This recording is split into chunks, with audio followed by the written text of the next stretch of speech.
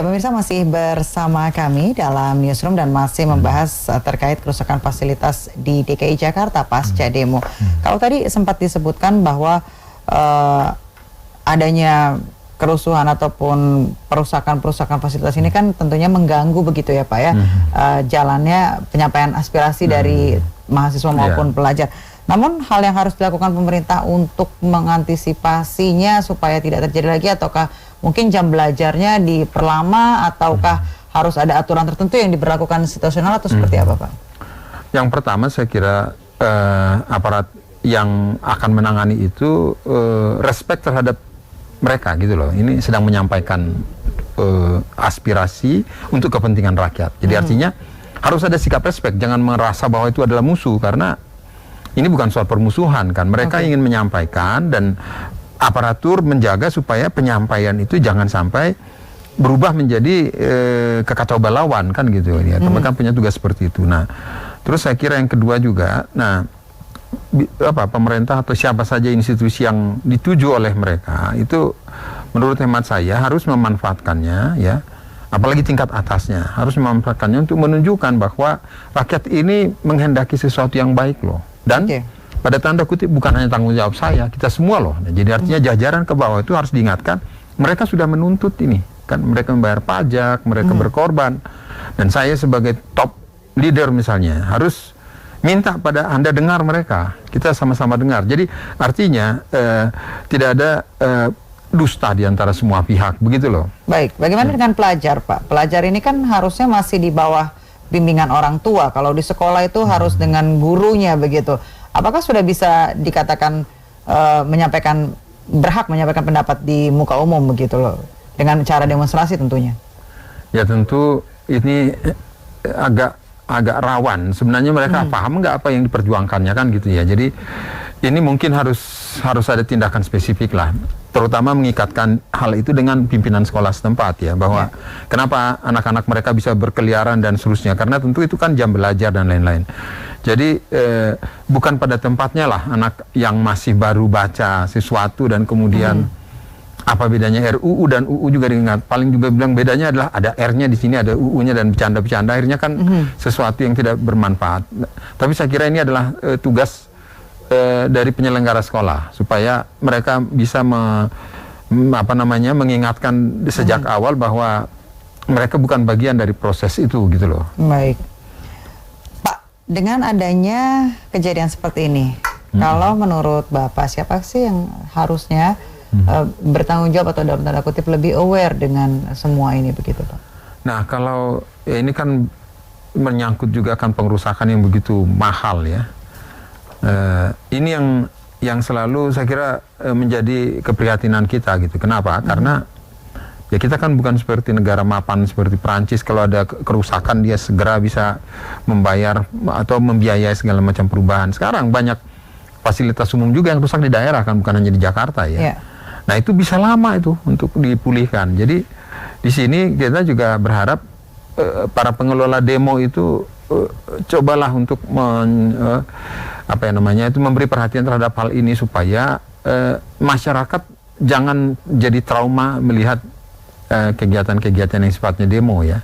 Bahkan ke depan saya bayangkan itu demonya itu bisa terkesan sebagai festival gitu loh. Jadi kalau ada demo kita pun ikut nonton. Ini kan sekarang kita kabur semuanya kan. Baik. Ya. Jadi yang bertanggung jawab siapa Pak? Apakah dari pihak sekolah ataukah dari pihak pemerintah selaku kalau di Jakarta DKI Jakarta atau si koordinator aksi atau siapa Pak? Ya mungkin ke depan masing-masing penanggung jawab itu harus berkoordinasi gitu lah. Mereka harus saling menjaga supaya bisa memberi informasi dan informasi itu bisa membantu penyelenggaraan pengawasan yang lebih baik, kan penanganan dan seterusnya. Dan ini yang mungkin harus dikembangkan. Karena apa? Karena konsekuensi dari negara demokratis seperti ini, yaitu itu sudah sudah jamak begitu. Orang datang menyampaikan keinginannya dan juga tentu kecewa kalau tidak ada orang. Nah, di satu sisi juga harus kita lihat artinya gini, terjadinya pengerusakan dan lain-lain bisa saja kalau kita dalam posisi pendemo, bisa saja karena kita lihat tidak ada yang merespons, akhirnya marah ya. Nah di sini semua pihak itu harus berusaha untuk memahami peran masing-masing. Kan mungkin Mbak, karena udah datang semuanya mereka baik-baik, terus nggak ada orang, emangnya dipunya siapa ini? Mulai ada yang anarkis. Karena apa? Karena merasa tidak dipenuhi. Tidak ditanggapi mungkin ya Pak? Tidak ditanggapi dan tidak dihargai kan gitu Nas. Menurut saya memang pada saatnya ya apresiasi terhadap hal itu kan perlu gitu loh. Baik, Pak Lisman, ini kan ada beberapa mahasiswa dan juga pelajar begitu yang kemudian menjadi korban. Apakah sudah ditanggung oleh pemerintah Pemprov DKI Jakarta untuk biaya pengobatan dan sebagainya? Apakah ini dirasa tindakan yang sudah cukup ideal dan manusiawi begitu Pak? Oh ya, saya kira emang tentu sebagai penyelenggara layanan publik ya tentu prioritas itu harus dilakukan ya. Mereka harus dipulihkan, dijaga keselamatannya, dipulihkan kesehatannya. Jadi itu menurut saya sah-sah saja dan memang itu yang terbaik kan gitu untuk mengurangi mengurangi kekecewaan publik begitu. Baik. Dan ini kan juga banyak begitu ya Pak ya fasilitas-fasilitas selain juga ada korban jiwa, ada yang meninggal bukan di Jakarta, mungkin di luar Jakarta ada juga yang meninggal dunia begitu.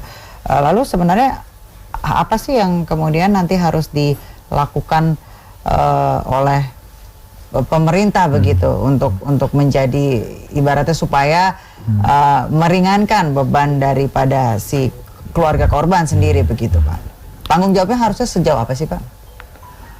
Yang saya lihat pertanggungjawaban ini kan artinya gini, kita juga berharap bahwa pola yang sudah berlangsung sekarang itu juga dapat mendorong para penyelenggara tugas ya, para anggota DPR untuk melihat bahwa rakyat itu rupanya berharap banyak terhadap saya kan gitu ya. Dan juga melihat dampaknya kalau tidak dipenuhi ya. Jadi rakyat itu marah, kalau tidak direspons bisa menjadi beban semua orang begitu. Nah itu yang ingin ingin terjadi lah, yang kita harapkan terjadi. Karena apa? Karena kalau kontrol dari KPK, dari macam-macam kadang-kadang kan tidak cukup ya. Tapi kalau ditertawakan dari bawah, nah itu biasanya orang bisa lebih ngena begitu ya Pak? Lebih kena dia kan. Baik Pak, kami harus jeda sejenak pemirsa, jangan kemana-mana, tetap bersama kami di Newsroom.